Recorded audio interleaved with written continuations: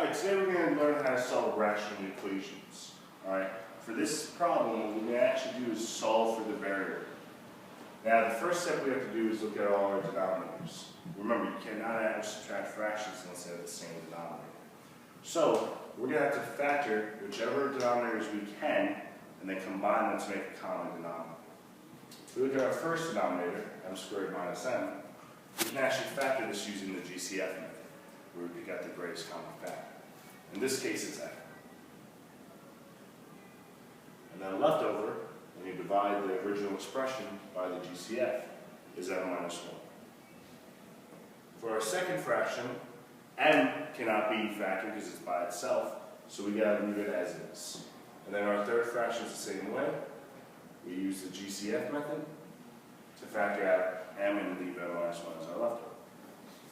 Now we have to make like common denominators.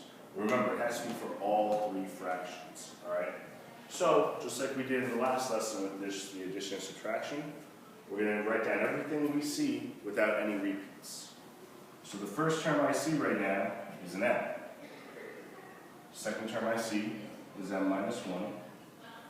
And if you notice, m, and m minus 1 are already here, so we're not going to repeat them again. So this is our common denominator.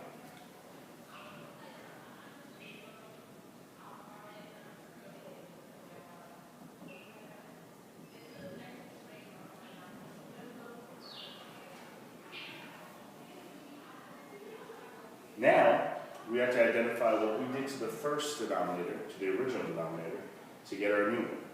If nothing happened, as in the first case, then we just leave it alone. We don't have to do anything.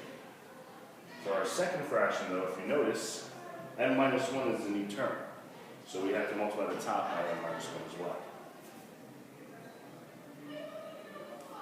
And then for the third fraction, everything stays the same. Alright, so for our third fraction, everything stays the same. Now, once everything is balanced out from top and bottom, we can actually eliminate our denominators and just solve like we normally would. So you have 1 plus m minus 1 equals 5. Combine our like terms. 1 minus 1 is actually going to give you 0, which means we're just left with m equals 5.